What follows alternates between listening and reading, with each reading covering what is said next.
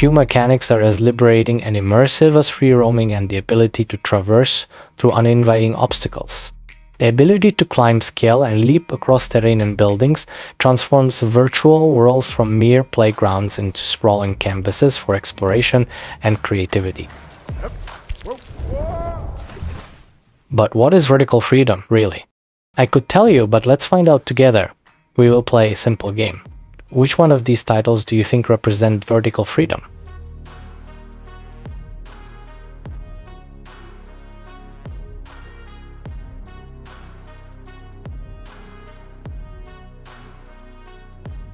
The reality behind vertical freedom is all about giving you, the player, a choice of approach. While there are many games that want to introduce the mechanic of this freedom, many games fail to deliver an authentic feeling of truly having a choice.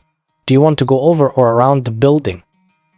At its core, vertical freedom gives a new dimension to something we already know very well, the horizontal freedom, which is simply just an open-world game. One example is the double jump in Cyberpunk 2077. Despite the game being dreadfully unfinished in certain parts, the ability to double jump has made the entire experience completely different. With a little imagination, there was no place you couldn't go. Tall structures, whether towering cliffs or glistening skyscrapers, challenge us to overcome gravity and defy physical limitations. Games that offer this mechanic deliver a sense of agency and mastery, allowing players to rewrite the rules of their environments. In games like Assassin's Creed or Shadow of Mordor, vertical exploration opens new vistas. Be it hidden areas or tactical opportunities, climbing to a high vantage point is often rewarded with breathtaking views, collectible treasures, or valuable reconnaissance. These moments of ascension symbolize triumph, turning the act of climbing into an emotional and narrative journey. This is highlighted even in multiplayer games like Valorant, where having a vertical advantage can be a game-deciding factor.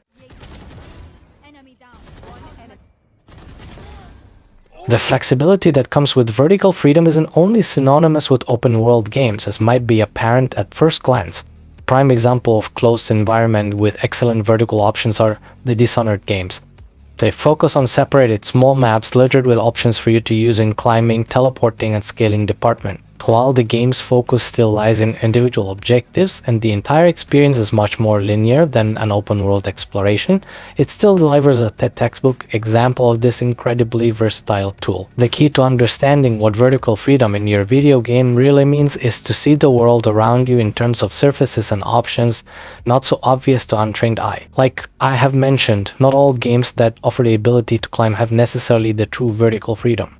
Horizon games have made a great impact when it comes to exploration and open-world driven gameplay, but every opportunity to really scale a tall wall or crumpled building had to be guided by a developer-implemented climbing points, turning a freedom to climb into a degree of necessity. Games that lack vertical freedom, such as Minecraft or The Forest, provide other avenues for exploration. The absence of dynamic climbing systems means players must find more grounded methods, like constructing stairways or following preset paths to navigate vertical challenges.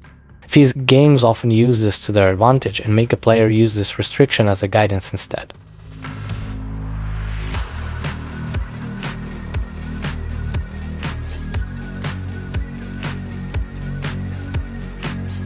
In other games like Mirror's Edge, the parkour system is streamlined to let players flow from one movement to the next, creating a kinetic experience that feels effortless yet impactful.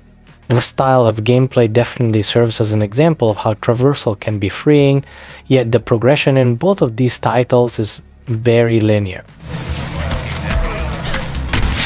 This is a common appearance even today with new titles. Instead of giving true freedom over actions, the player is presented with a well-crafted level design that ultimately only simulates the free roam choice. Games like Breath of the Wild shine because they make climbing feel systemic. Almost any surface can be scaled, provided your stamina holds out. This open-ended approach removes invisible barriers and lets curiosity drive exploration. Feeling connected to the environment is crucial. On the other hand, the animation fidelity and sound design in Marvel's Spider-Man make every wall crawl and web swing feel grounded and satisfying.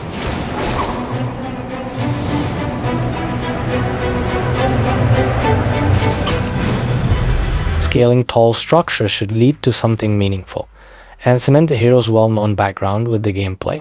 Whether it's uncovering a secret in Dishonored or fast travel synchronization points in Assassin's Creed, the reward for climbing is often as gratifying as the act itself. These games follow the philosophy that players should enjoy freedom of the abilities they are provided. Let's go back to a word that has been used much more recently while describing a free-like vertical and horizontal motion: parkour.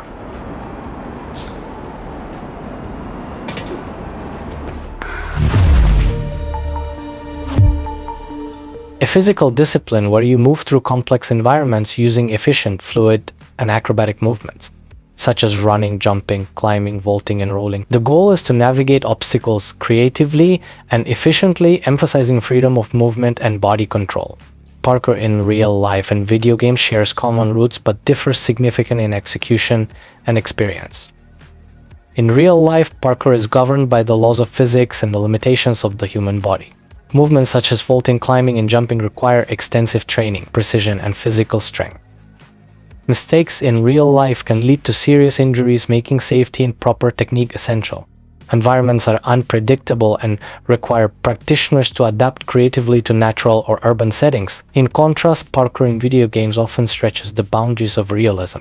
Characters can perform gravity-defying moves, leap incredible distances, or climb surfaces with ease, unhindered by physical fatigue or injury risks. Video game environments are also intentionally designed to guide players, often featuring visual markers or simplified paths to indicate where to move next.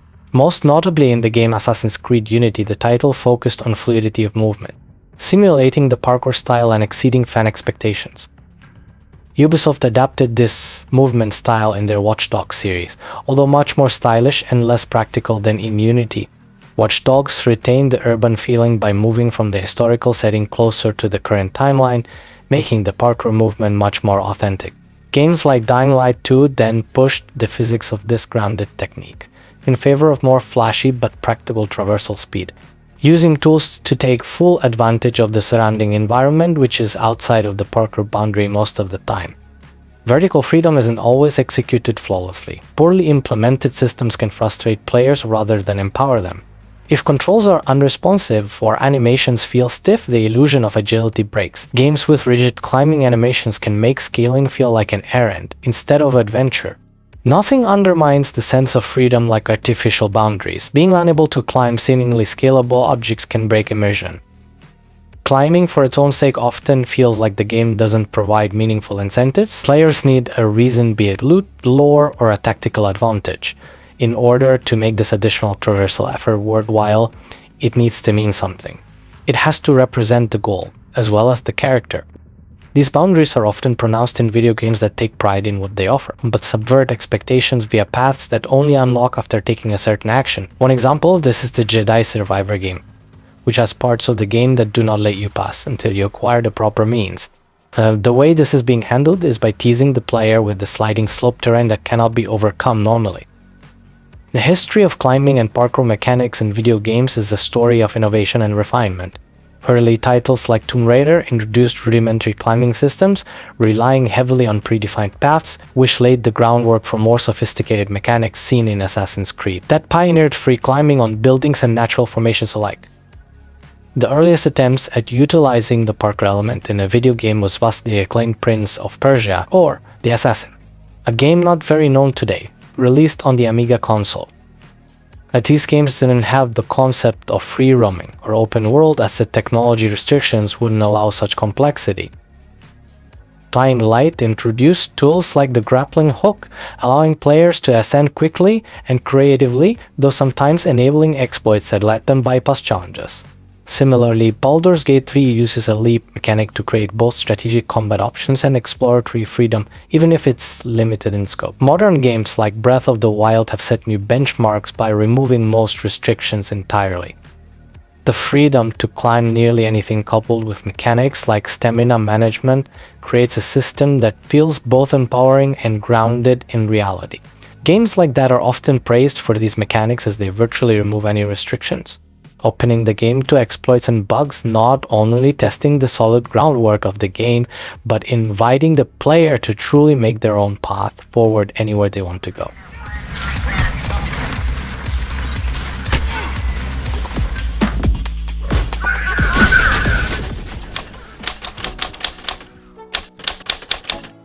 Contrary to what we learned so far, having a vertical freedom is not only about reaching new heights, which requires multiple levels of reach. Plenty of video games choose to enclose you in a tight environment and let you decide which way is up. This closely ties to the parkour-inspired gameplay. The end goal of any given game and genre is often basic, whilst the means of achieving it is left up to you, giving the player a simple incentive like survival on a simple level without much vertical freedom but full control. That is often more than enough to represent what a real freedom feels like without pushing the actual vertical barrier too high. Leaping from rooftop to rooftop or scaling an impossibly tall tower delivers a unique thrill. These moments aren't just about physical movement, they're about emotional resonance. You can feel unstoppable and in control. This kind of control also enhances storytelling, offering perspectives both literal and metaphorical that grounded gameplay cannot. For example, if we consider the stealth opportunities in Arkham Knight, or the urban playgrounds of Prototype. Vertical mobility transforms cities into layered environments where players can experiment with their own abilities in new ways, stealing the hearts of millions of players. This depth elevates gameplay, making the world feel alive and reactive. Especially important for the prototype experience is the sense of strength coupled inevitably with the freeing feeling of vertical freedom. Being able to truly go anywhere on the map was a crucial part of the game. Not synonymous but closely related can also be environment manipulation, like destruction of walls and entire structures. A number of games also feature simpler tools of exploration, bypassing the physical restrictions by adding abilities through various technology.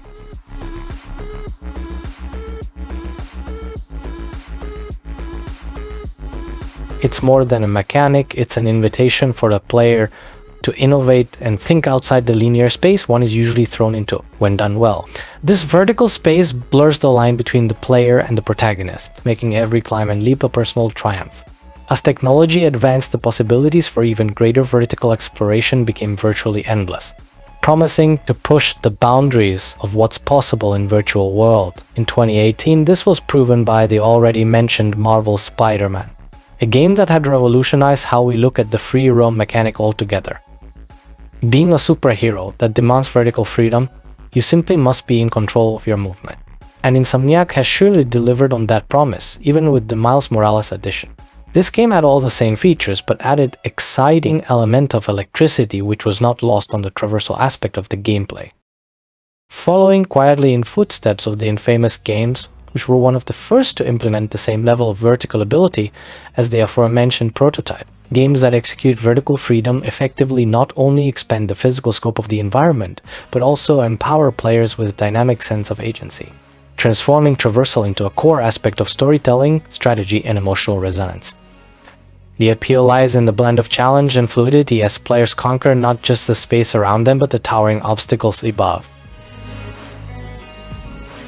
At first, it seems obvious to include the vertical options in every game, but as I've already covered, any and every feature is only as viable as its purpose. Plenty of video games have given up the thrill of vertical exploration for more grounded experience simply because the game's virtue doesn't match up with the fluidity of vertical traversal.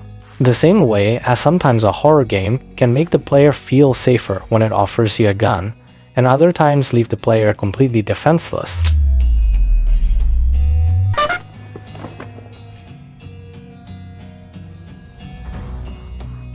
Even many open-world video games that surely could find success with more vertical freedom are often being difficult by design. Sometimes, even though you can see the mountain, you can't really go there, because sometimes the mountain is to be looked at and not to be explored. What truly sets apart the horizontal exploration from the vertically open games is a feeling of welcome. In the strangest places on your favorite map, you'd find the one thing that makes you feel like you deserve to see this, because nobody else would ever look there, and that is the real power of vertical freedom in games.